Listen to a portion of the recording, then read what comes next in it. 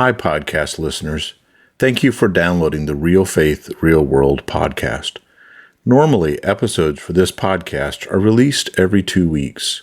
You may have noticed that we recently released episodes related to the COVID-19 pandemic more frequently. Those will remain available to you as we move now to our regular schedule of releasing episodes every 2 weeks. As needs may arrive in the future, we will continue to release timely resources for you and your ministry. And thank you again for listening. Welcome to World Methodist Evangelism's Real Faith, Real World podcast, where we connect the faith within us with the world around us.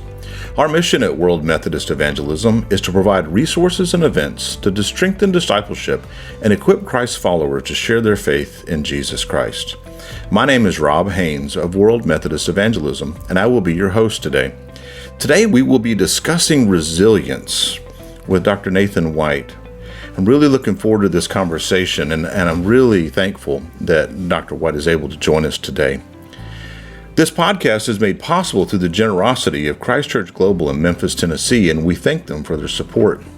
Be sure to rate and subscribe this podcast so that you can help get the word out to others as they find out just how much you like what's on here.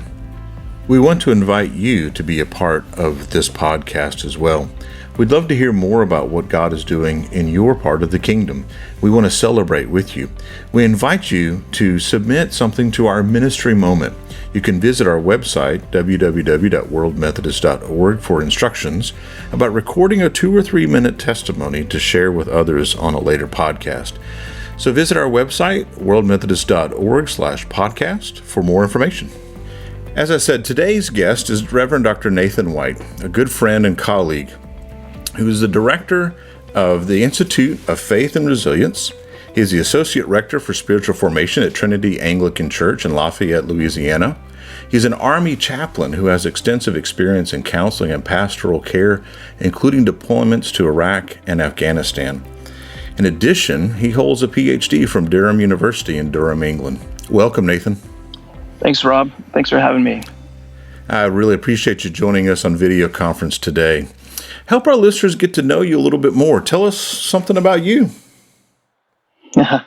Well, I know Rob from our days together in Durham, England. It was always great to fellowship with him there. I'm from Kansas originally, and let's see, something interesting about me. I have a twin brother, so that's something random about me, and we often used to get confused for each other. So not so much anymore now that we live several states away. Yeah. Well, tell us some more about the ministry work that you do. I mean, I've given a little bit of a title, but what you do is really fascinating. Tell us some more about the ways that you're serving in ministry now. Yeah. Well, right out of seminary, I became an Army chaplain and ministered full-time in that capacity for a number of years, and then felt led by the Lord to leave that to go and get a PhD. And part of that was my experience of being wounded in Afghanistan. And I was trying to wrestle with my own experiences and those that I was ministering to, and really just trying to come to grips with my faith, with the resources in my faith for, I guess you could term trying to be resilient in what I was facing. And so I wanted to go and study that more. So I remained an Army Reserve chaplain, but went and studied that. That was the topic of my PhD dissertation. And then once I finished that, moved back to the States, pastored part-time, and then started this Institute for Faith and Resilience, which really the idea behind that was to help the world of academia intersect with the world of the everyday person, especially in the realm of pastoral care, and working with clinicians and those type of people. Because in my experience, too often, there was such a disconnect between what people on the ground were doing, which I did for a number of years, and then what the people in academia or those who were studying resilience, studying the scriptures, studying theology. So I wanted to kind of create a space where those two worlds could intersect and there could be some helpful dialogue.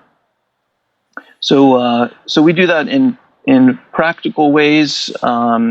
Things like in our community, we started a diaper bank that we're trying to reach out to the community. We started doing suicide prevention training, but then a bit more, I guess, academic ways as well.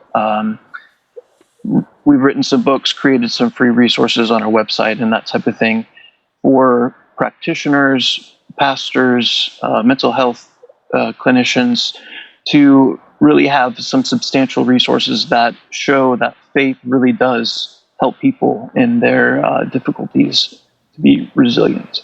Right. And tell me some of the ways that you're doing that in ministry. Is that through the local church? Is that through your work as a chaplain? Is that more of a nonprofit, faith-based nonprofit? So the Institute for Faith and Resilience is a faith-based nonprofit, but really all of the above. We work with local faith communities,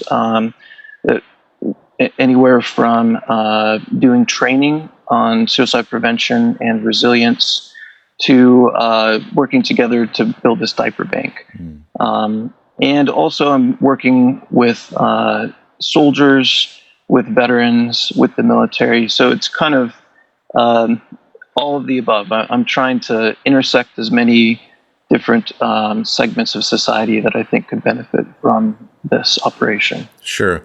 And I think it's interesting you mentioned the ways that those intersect. So certainly we've seen more of awareness of the issues that veterans face when they come home from war. But not everyone may be in that extreme of a situation, but still feel the need to build some resilience through the difficulties that they face through work or family or other issues. What are some of those intersections there? Yeah. Well, in my own experience, I struggled with depression a lot when I was younger, and that's kind of part of what set me on this path.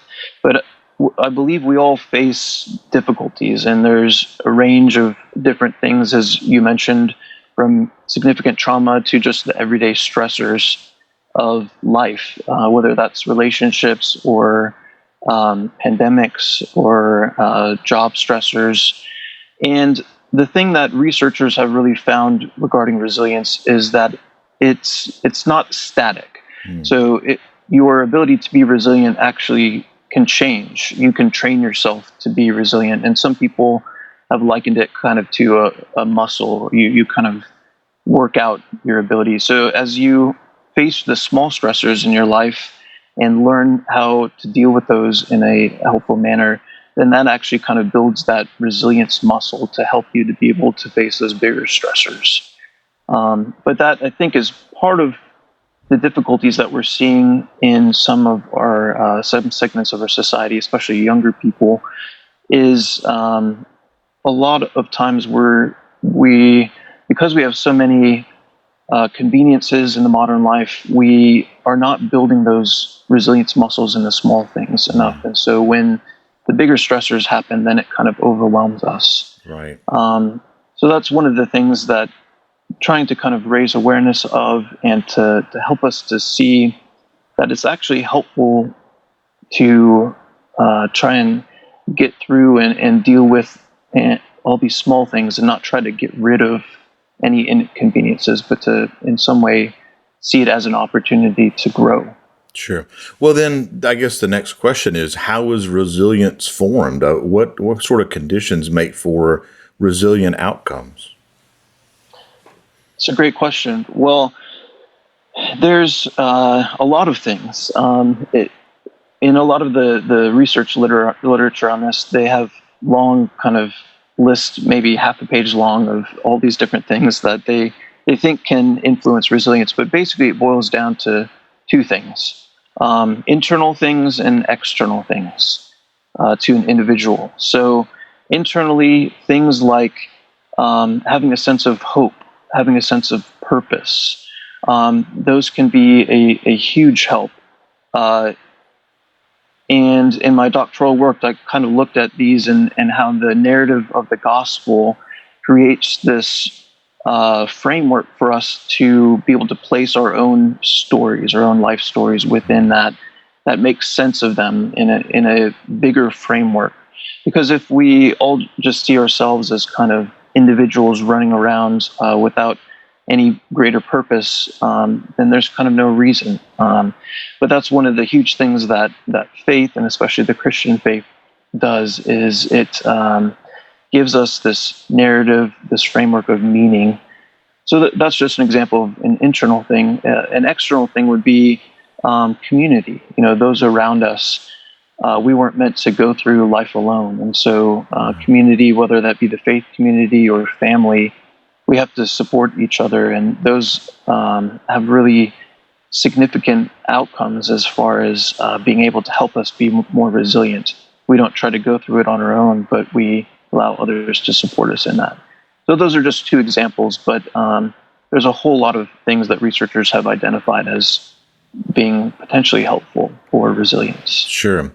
That's really interesting. So take me to the next step then. If I am, say, a leader in a local church, whether that be a pastor or a lay leader, how can I put some of these practices into effect in my local church, both individually and community, that would build resilience? Is that just better worship, more programs? What does that look like? Well, I think it really involves knowing your congregation and knowing your people, because in some sense it will be different for each person. And so kind of going deep with that person, helping them to see and process what they've gone through, whether small or large traumas, that's one thing. But I think more generally, being able to help individuals place their story within the story of what God is doing in the world. So doing Bible studies, looking at, say, some of the Psalms where David is crying out to God, why have you forsaken me? To help people to see that difficulty is not something that's foreign to the faith life, but it's actually something that people, sincere believers for millennia, have really wrestled with, but have come out on the other side. And to see the scriptures as a resource for understanding their own lives and own difficulties, and then also to see the history of the church as kind of a great set of case studies, I guess. I've been really encouraged when I look back at the life of some of these saints.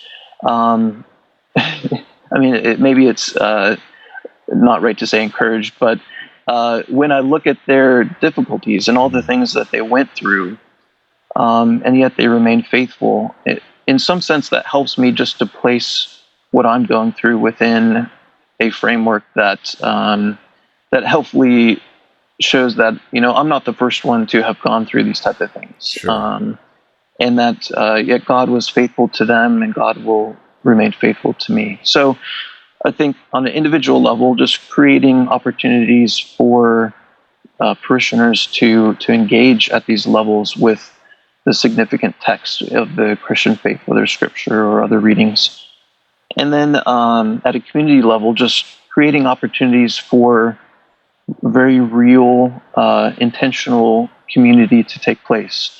Community that doesn't push aside the difficult parts of life, but encourages people to be real with where they're at and to be real with each other. Because in that place of openness and of vulnerability, that's really where deep bonds are formed, and that's really where the strength and weakness that Paul talks about, that is formed and kind of comes out. I think you bring up so many interesting points. I want to explore a little bit more the idea of a Christian disciple, someone who's following Jesus, who faces adversity. Sometimes we're told by some people that once we become a Christian, all of our troubles will go away forever. how would you respond to that? And how would you tell somebody who's really wondering, I thought that following Jesus meant that all, peace and joy would reign in my life, and that I wouldn't see these types of adversity that I'm having to go through now. And why do I need resilience if I have the Holy Spirit? Yeah. Well, it brings to mind something that one of my mentors once said, and that is this, that peace is not the absence of conflict, but the presence of Christ. Peace is not the absence of conflict, but the presence of Christ. And I think from my own experience and what I've seen in the scriptures, whether we look at Paul and his thorn in the flesh, or any number of people in the history of the church, John Wesley, just for instance, and many struggles as you read his journal that he went through.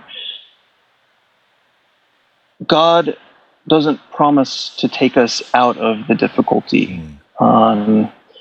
In fact, when we look at Jesus, our very faith is based on and rooted in suffering. And so in some sense, our vision of resilience and what that looks like has to include something that shows us, was Jesus resilient? Well, by some modern secular standards, no. He died an early death of his own choosing. Right. That's not resilient to some people, but to me it is, because he chose that willingly out of love, and he suffered and suffered well for the sake of others. And so I think our vision of resilience has to kind of include that, and to realize that God is with us in our suffering, even though he won't necessarily take us out of all the suffering that we're in right now. He promises one day that he will take us to that place where there are no more tears. And so it's really, I think, just a function of us living our lives currently in this in-between state, where the kingdom of God is already here, but it's not yet fully here. And when the kingdom of God is fully here, there will be no more suffering. There will be no more tears. We will be with God, and we'll have complete joy. But in this in-between time, we have God with us. He resides within those who believe in him, and his Spirit gives us peace and joy. But that peace and joy is in the midst and sometimes mixed up with also the suffering that we experience. If I think about my ministry as an Army chaplain, I had the opportunity and the privilege to minister to individuals in some very difficult situations. And strangely, I found a deep joy and a deep peace there, even though it wasn't easy. There was a lot of suffering that was going on, both on their part and on my part. But in the midst of it all, I could sense a deep joy and a deep peace because Jesus was there and because Jesus was working in and through that. So I think just one final thought on this front is that Jesus is with us, and I think Jesus mourns with us. And we don't often think about that when we're suffering or when we see people suffering, that makes Christ sad as well that they're suffering. But in one sense, he has put us here as his arms and his feet to relieve that suffering, to be his presence there, to bring comfort. And sometimes, as Paul said, we enter into the sufferings of Christ for the sake of his church. Our suffering as ministers can actually bring healing and wholeness and help to others. So I know that's kind of a long answer, but it's kind of got going there. It was wonderful. Thank you. And what a beautiful picture that Jesus enters into our suffering as well and mourns with us. I'm always struck by what people note as the shortest verse of the Bible, and that Jesus wept when he's on his way, knowing that he will raise Lazarus from the dead very shortly, but he still weeps with those who mourn for Lazarus passing. And I just think that's a beautiful picture. It is. It's a beautiful picture of kind of that in-between period that we're in. Jesus was going to raise him, as he said, in just a little while. And yet in that in-between when he was still dead, Jesus wept and mourned with those who mourned. So that's a great example. Well, so I wonder if we can think a little bit more about that in terms of resilience through situations, and how we would take a long view through something that we may be going through at this time. You and I are talking here in the early part of 2020, and we've seen the world turned upside down through the COVID-19 events of the end of 2019 and the beginning of 2020. And we're still not really sure what that's going to be going into the future. How can we take the long view of a situation, whether it be a global pandemic like this, or if an individual is suffering through a personal loss of some sort, maybe it's an illness or some sort of trauma? How can they find a long view and resilience when right now it's just a matter of struggling to get up each day or take the next step or trying to figure out what they should do? How would you respond to somebody in a situation like that? Well, I would say God is not in a hurry. And I think in our pain, C.S. Lewis said that God whispers to us in our pleasures, but he shouts to us in our pain. And he wrote that as he was dealing with the cancer diagnosis of his wife and trying to come to grips with that. And I think in our short-term mindset, pain really, it demands to be answered, right? We stub our toe, we look to, everything else falls away. We're just focused on that, and we try to fix that.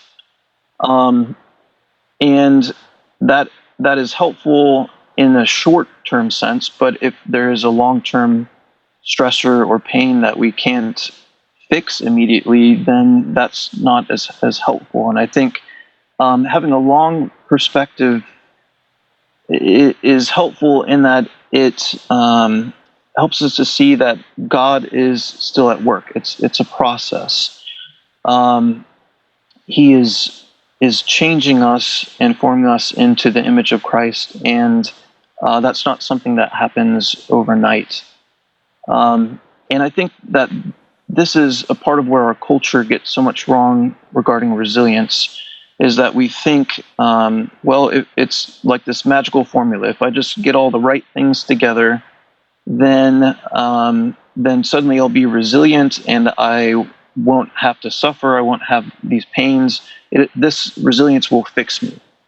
But that's actually turned on its head, because the reality is we become resilient through suffering, through undergoing pain in the long term. And so resilience is not kind of a quick fix. It's going to make my life all better.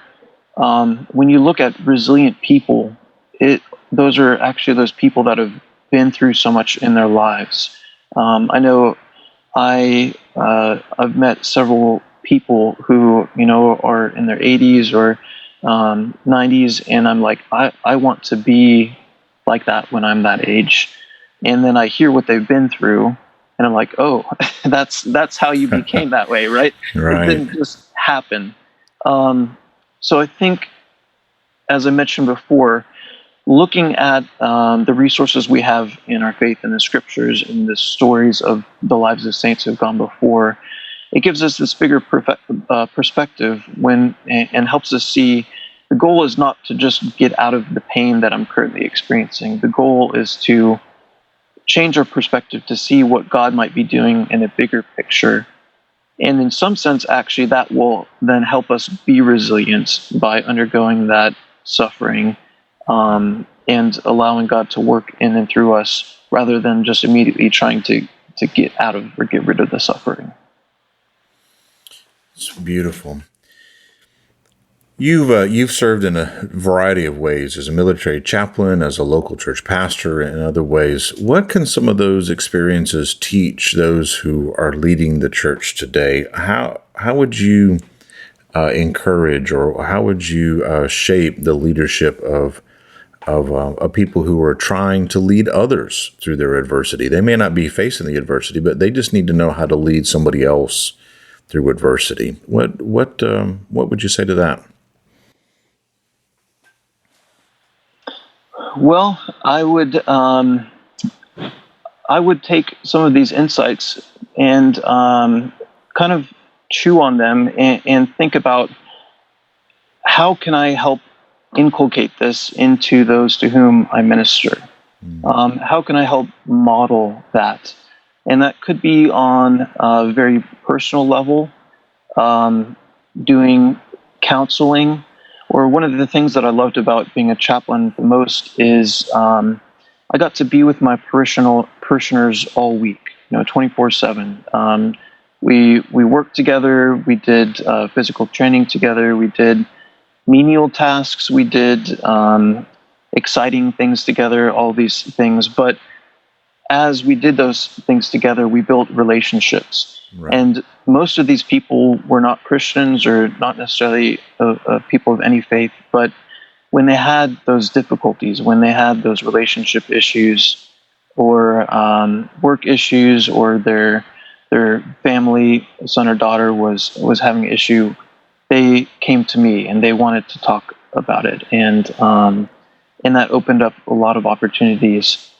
So I think just being with people and being real with people, and then creating opportunities to share your life, all of the things that are going on, both good and bad, and then create opportunities for that type of community to take place within the congregation more broadly. Those are, I think, some of the ways that we can start moving in this direction. And in some ways, that's a vague answer, but I think in some ways it has to be that way because each individual and what they're going through is so unique that in some sense we just have to partner with God in what God is doing in their lives to help grow them to the next phase of what God has for them. That's wonderful to see that picture that we go through this together, whether it be through adversity. And there are times when things are not necessarily in the midst of adversity, like you said, the mundane, that you have to be there with them and for them, celebrating little things, but also going through the menial tasks, so that when the adversity does come, you have, if you will, some capital built up in that person's life, and they know that they can come to you in the midst of that. And what a beautiful picture that is for a leadership of any sort in the faith community, whether that be as a chaplain or as a pastor or as a Christian friend trying to help somebody else, a neighbor or a coworker, through something. Exactly. And I think that's also a beautiful picture of how you build resilience as well. You build resilience in the mundane things, whether it's resilience of relationships like you're talking about, or individual resilience, community resilience. It's not just something that magically happens when there's a lot of adversity, but it is something that's built in the everyday rhythms of life. That's a great picture. Back to your image earlier of shaping a muscle that you've got to work out, and it's something that you do over the long haul, not necessarily just one-off and needing immediately, where you can take some sort of injection to get it, but it's got to be something that's developed over time. Yeah, exactly. You can't just get up off the couch and go run a marathon. You got to build up to it. So exactly. Exactly. Nathan, you've spent most of your life working on these skills and these experiences in resilience. How is this research, how is this practice forming your own discipleship today? Mm, great question. Well, even as I'm saying these things, I'm thinking in the back of my mind, oh yeah, I need to do that, a bit more of that, right? We're Sure. always growing and learning, and I'm preaching to myself as well. Um, I think in this season, I'm trying to really build my family, and I have a young family, and we've been through a lot in some ways, with deployments with the military and moves and all these type of things. And so, yeah, I think when I think in terms of resilience, right now I'm thinking in terms of the resilience of my family as well, and ways to build that and strengthen that, and to be, spiritual leader, in the faith context, leading a church, personal context, but also in my family. And I think for a variety of reasons, that's kind of my focus at the moment. Yeah. Well, what a great reminder that we all have work to do in resilience, no matter how much we've already started or thought about it, that we all have work to do in that. Well, I think that's a good place to wrap up the conversation. Nathan, how can people get in touch with you if they want to find out more about your work and what you're doing through the Institute for Faith and Resilience? Or you have a book recently put out. How can they get in touch with you or find out more about these? Yeah, well, you can find out more and also get in touch with me at our website, www.faithandresilience.org, faithandresilience.org. And there's a number of resources there, some that are free, you can just download for yourself or your faith community. Also, as you mentioned, Rob just had a book that came out that I co-edited with Chris Cook at Durham, called Biblical and Theological Visions of Resilience, Pastoral and Clinical Insights. So it's really a group of incredible biblical scholars and theologians who have done kind of what I talked about earlier and taken a particular passage, say Lamentations or the Gospel of John, and related it to this modern issue of resilience. And then also taking a number of theologians, Martin Luther, Jürgen Moltmann, a lot of different people, and saying what insights might they have for how we can grow in resilience. So that just came out with Routledge this year, and that's listed on the website as well. But grateful for this opportunity to share, Rob, and hopefully it's been an encouragement and helpful. Absolutely. Always great to be with you, my friend. Nathan, you and your family have been such a blessing to me. I appreciate that. And I should mention that we'll list all of those in today's show notes that Nathan has mentioned, the website and a link to the book as well. Nathan, again, thank you so much for your time and your wisdom and your insights. We really appreciate what you've offered today. Thank you, Rob. I appreciate it. God bless. You too. Thanks again to Christ Church Global for sponsoring this episode of the World Methodist Evangelism Real Faith, Real World podcast. I'm Rob Haynes, and thank you